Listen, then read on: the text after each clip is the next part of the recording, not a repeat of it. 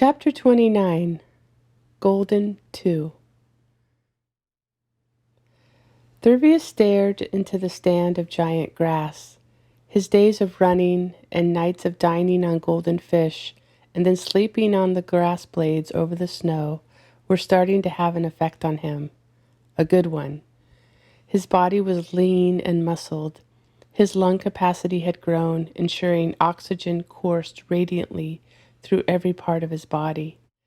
But the most pronounced effect of all was that Thervius had begun to glow as the golden fish did. He didn't know it yet. He was lost in the trance of the rhythm of his survival. But tonight, as he prepared to take the grass blades for his bed, he began taking in more details. The pale green streaks in the grass blades, the black mud where he pulled them from the ground. He raised his hands to grab a blade. Now he noticed the golden gleam on their broad surfaces. He looked down and saw the golden light across his arms and down his chest and legs. The grass was reflecting the golden light coming from him. For the first time in days, he smiled, and from that alteration in his routine, he allowed himself to consider what had happened at the waterfall. He had survived the attack of something dark and sinister, something that knew his name.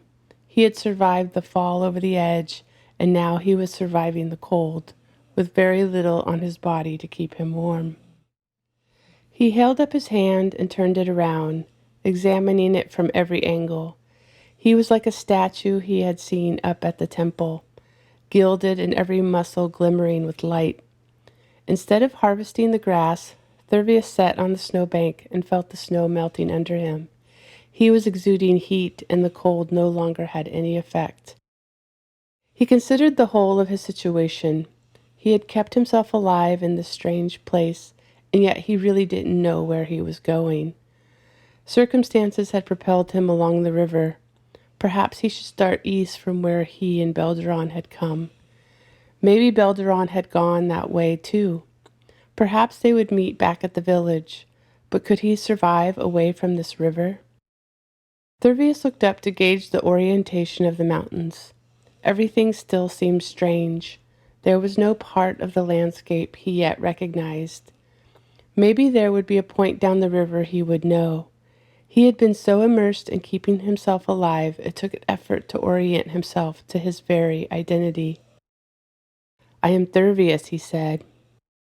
He let his familiar identity begin to settle back in. "I am Thervius," he said again. "I am Thervius from the coast. I love Belderon. I am the son of a farmer. I have a brother named Janku." As he spoke, the heat intensified within him, and he laid back on the bank to stare up into the sky. These tenets of his identity kept him company in the intensifying moonlight. Over and over, he let his relationships tell him the story of who he was. Far up the river, at the great stone dagger that had cleft the pool in two, everything was still. The new river ran obediently west, and the original north-flowing river accepted its diminishment gracefully. The waterfall fulfilled its duty with a subdued roar. Its vitality seemed muted by the presence of something dark and unknown. At the top of the rock, a black mound swirled and collected itself as the last of the sun dried the last wet ash. The enduring rage brought all the soot back together, back into the form of the demon Janku. As the sun dipped away from the continent, Janku rose up from the rock, completely formed and howling with indignation.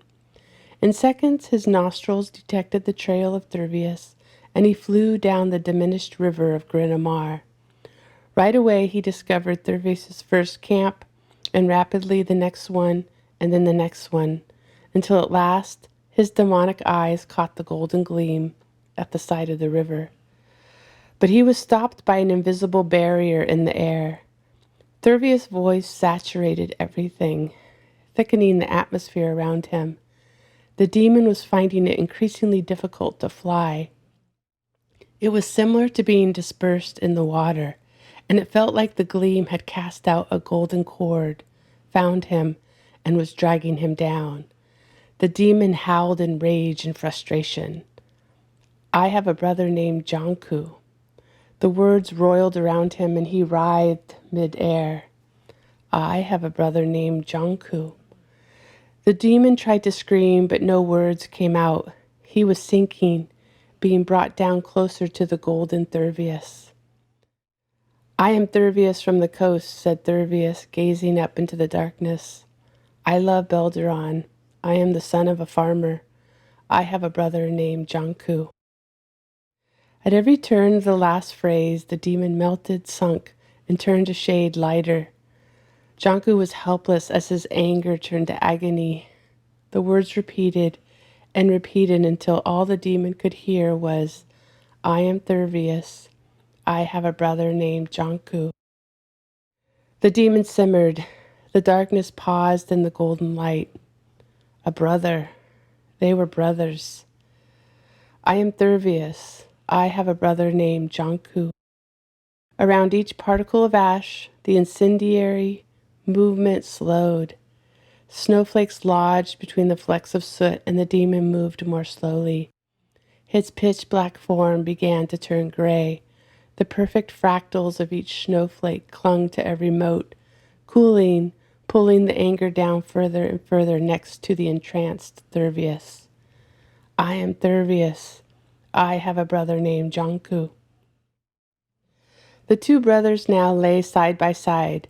Thervius was completely unaware, blinded by the light coming from his body, and lost in the telling to himself of who he was. He didn't know he had cast the net of brotherhood around the demon that was now a few feet away from him, silenced by the presence of their familiar bond and changing. Janku had been remembered. The snow crystals and ash, suffused in the golden light of the brother, were returning the demon to flesh. The glow of Thervius intensified as he reminded himself who he was. Lover, son, brother. Lover, son, brother.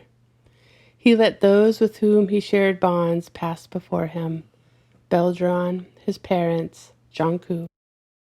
The moon rose up high in the sky, and Thervius heard something stir in the snow next to him. He turned and looked into the living face of his brother Janku. Thervius grinned at what he thought was an apparition of his mind, but he noticed the visage wasn't fading away. He reached out and touched the face, which opened his eyes out of a deep unconsciousness. Janku, the human, the brother, looked back at Thervius. The brothers stared at each other on the banks of the great river of Gren Amar. Thervius blinked. It was as if he'd summoned his brother right out of his mind. The two didn't speak. They simply watched each other. Janku gazing at the glowing Thervius, and Thervius looking into the face of Janku, illuminated by the light coming from himself. Janku lay naked on the snow, his olive skin rapidly turning blue. His short, dark hair was already encrusted with ice. Thervius saw the violent shuddering grip his brother's body. He bolted up and ran down to the golden frozen fish embedded in the exposed river bottom. Quickly he pulled out the flesh, unfroze it with his hands, and began shoving the food into his brother's mouth. Janku choked and swallowed, and then swallowed some more. Quickly the heat filled him, not the burning rage, but the warmth of life, the hearth of brotherhood, and the life from the fish, nourished by the mystical river, began to course through the fully human Janku.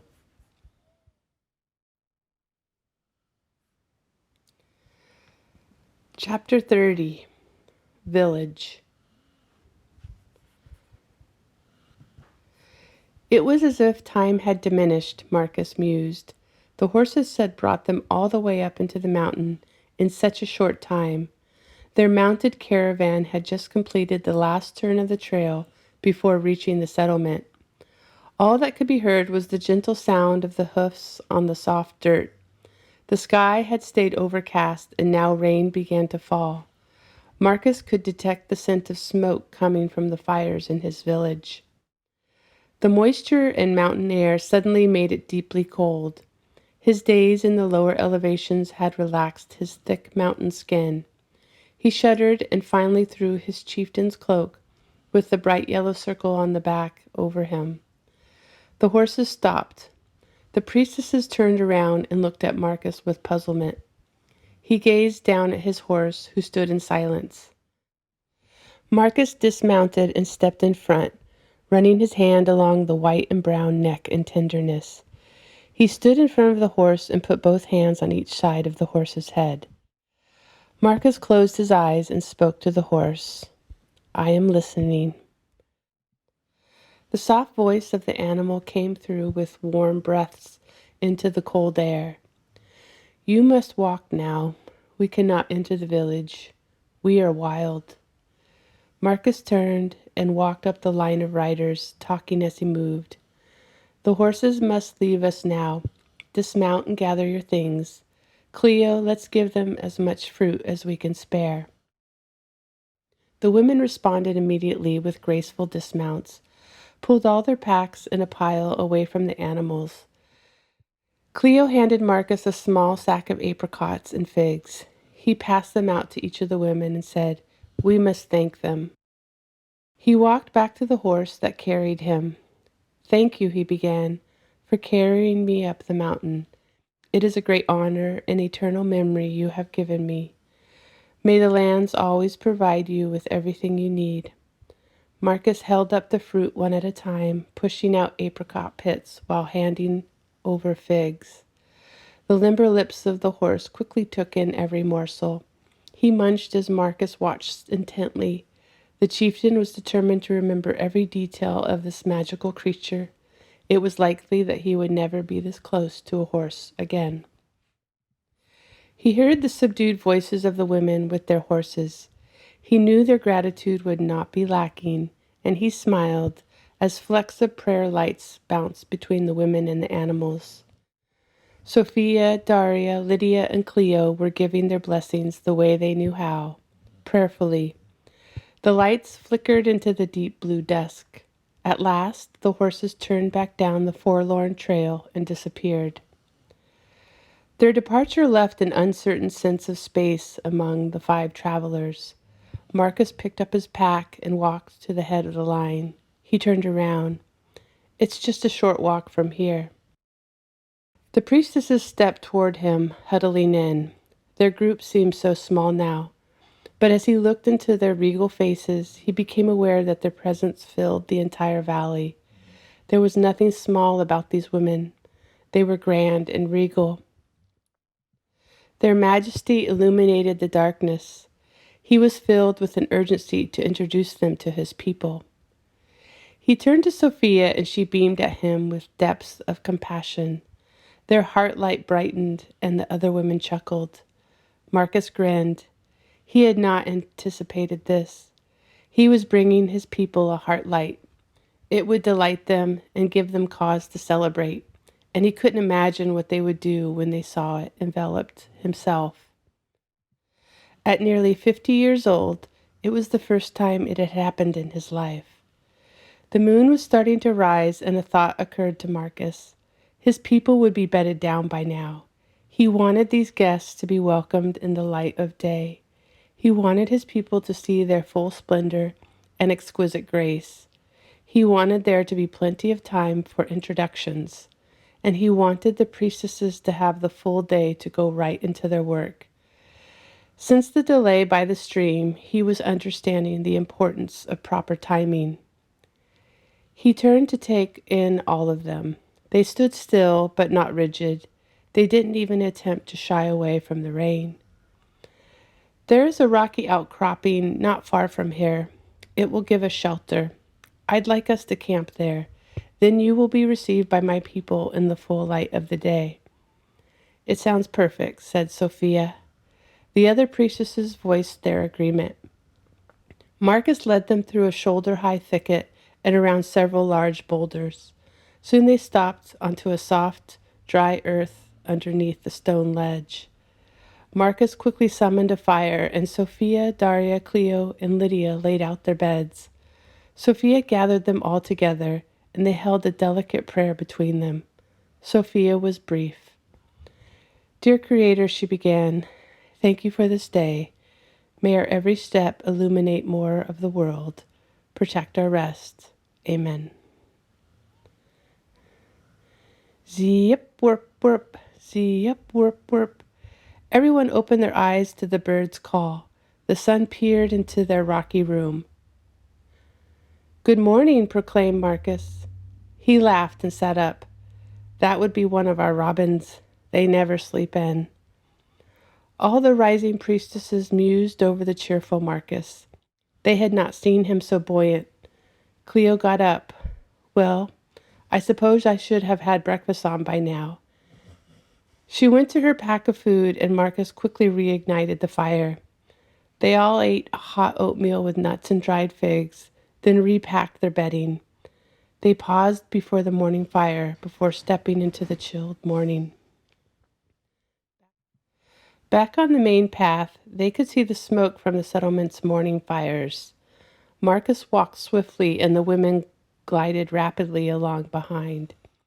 As they neared, Marcus saw that the villagers had begun to build a wall around the settlement. He looked through and saw that the destroyed cabin and longhouse remained untouched. They lay in a mess of charred debris.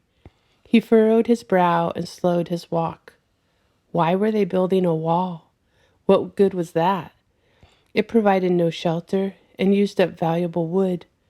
The people needed their homes back, he thought, not a wall. They grew closer. Trees had been chopped down all around. The jagged ends of stumps held up their dismemberment for him to see. He swallowed hard. The mountain was mournful and quiet. They stepped through the skeleton gate and looked around. Nobody had left their breakfast fires yet. He heard the women walking and stopping dutifully behind him. He turned around and looked into their faces. In them was a mix of expectation and concern. Let's walk up to the longhouse and wait for them to come out, he said. Their steps made lonely sucking sounds in the cold, wet mud. Nobody had yet laid boughs over the paths. Even in the cold morning, they could still smell the odor of untended human waste. Rabbit carcasses were strewn about by crows picking off the last of the meat. Marcus felt a chill in his heart. As they approached the longhouse and the unharmed cabins, people began to step out.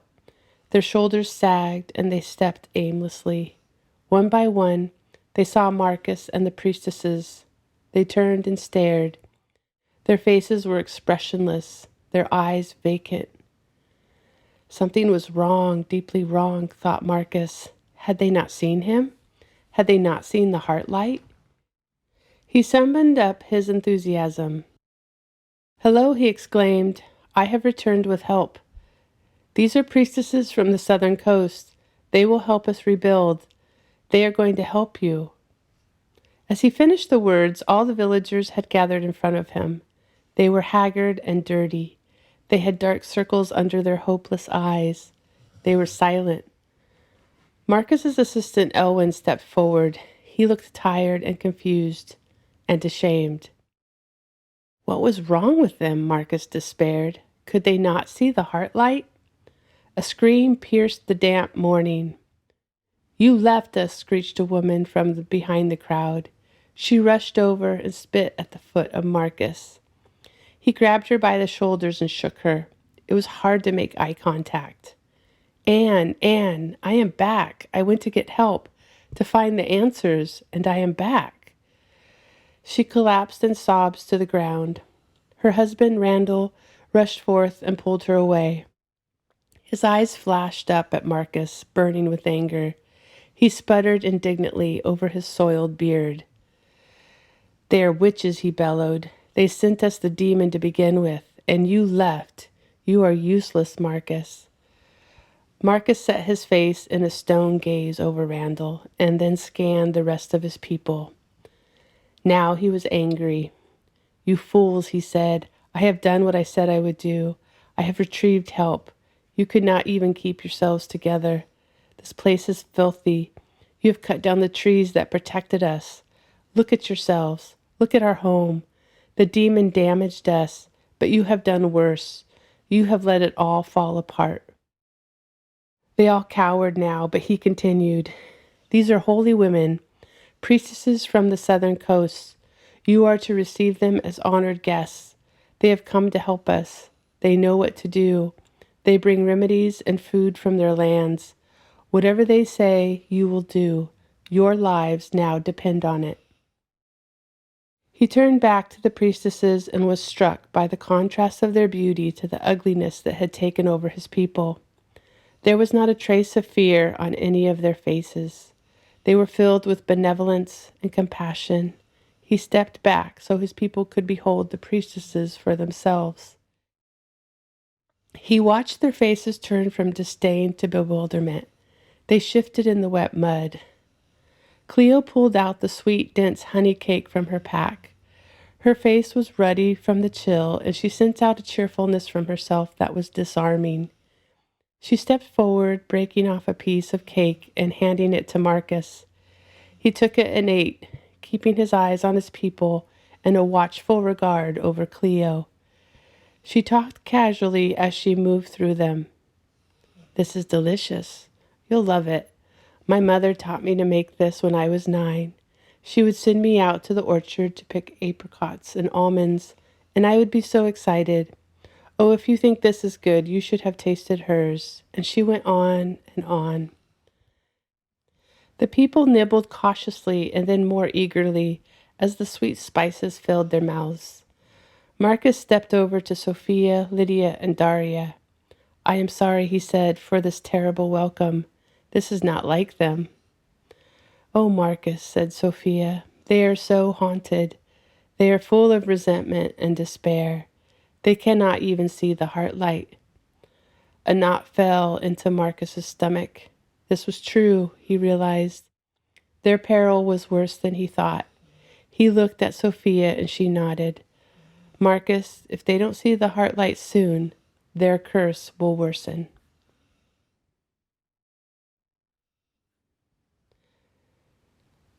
Chapter 31. Snowbank. "I have a brother named Janku." "I am Janku." "I was looking for my lover, but my brother came to me." "I am Janku." "We are brothers." "I was so angry at you, I wanted you dead." "I am alive. I am Thervius." "I was dead. Am I dead?" "I will help you, Janku." "Where are we?" "Very far from home." "What brought you to me?" "My hatred." "Your hatred." "Why did you go away?" "My love." "Love?" "Love, yes. But I have lost him." "Him?" "Yes." "Was there a heart light?" "Yes." "That's good then, Thervius." "I want you to meet him." "Where is he?" "I don't know. Let's find him." "Okay, Janku." "It is cold here, but I am not cold. It's the fish. Strange. It is a strange place. Very far from home." "Janku? Janku?" "Thervius." "Are you sleeping?" "Dreaming, I think. I saw Mother and Father at the edge of a cliff overlooking the ocean. Something I couldn't see was trying to drive them over the cliff. They were about to fall into the ocean." "No. Janku, are they okay?" "I don't know. I don't think so. They were without 2 sons now." "Can you walk?" "Yes, I feel it." "Let's go then." "We must." "And Thervius?" "Yeah, Janku, we will find him." "Janku, Thervius, I will help you. I will help you."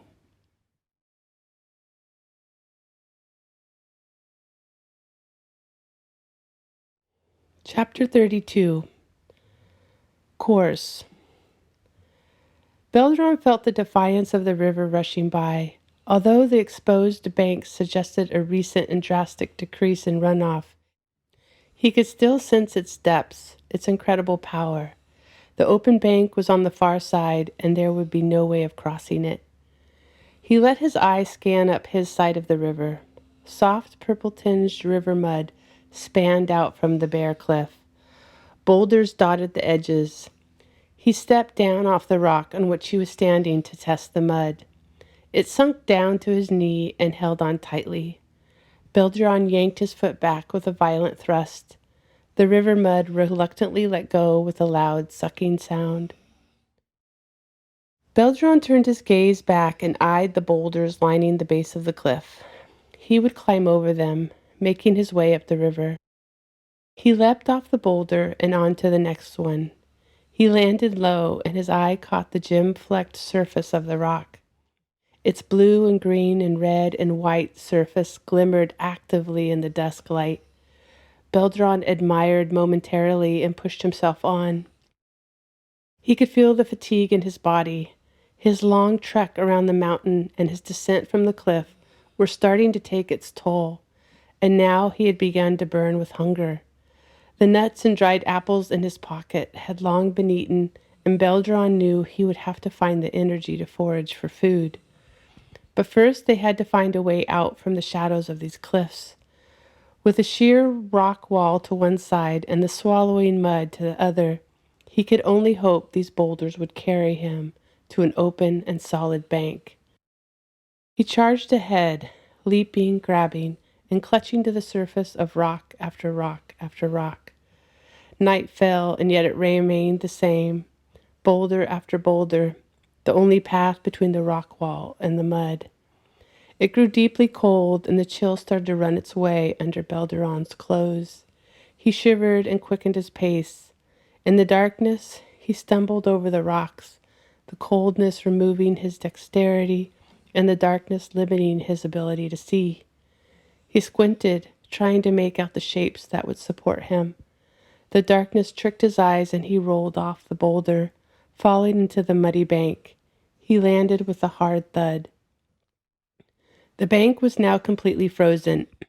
His hands stung from hitting the hard ice, and he propped himself up. Immediately, his eyes caught the glint of something shining in the night. It was embedded in the mud, emitting a golden glow, and it became the only thing Belderon could see. He crawled forward and beheld a fish, a golden fish. He pried it from the mud and immediately sunk his teeth in the sides, eating the lighted flesh. Warmth ran down his throat and immediately infused his entire body. Belderon gulped down a few more bites and threw the head and tail to the side. Now his body raged with hunger. He crawled forward on his knees to the next glow of light shining from the mud. One after another, he dug out the fish roughly from the frozen bank and stuffed every edible morsel into his mouth. Soon his body burned richly like an oven. Belderon crawled over to the cleft between the boulders and fell asleep. He slept long into the next day just as the bank was beginning to thaw. Upon waking, he crawled back up the boulder and once again began his rocky trek. All day he bounded and scrambled over the rocks, occasionally stopping to scoop out a golden fish. He was filled with energy and heat that carried him into the night. He only stopped in the early morning for a short nap. By the next day, the sheer cliff walls had given way to forested banks, and Belderon found himself walking on snow lodged between small river stones. He walked and pondered the glow coming from his hands.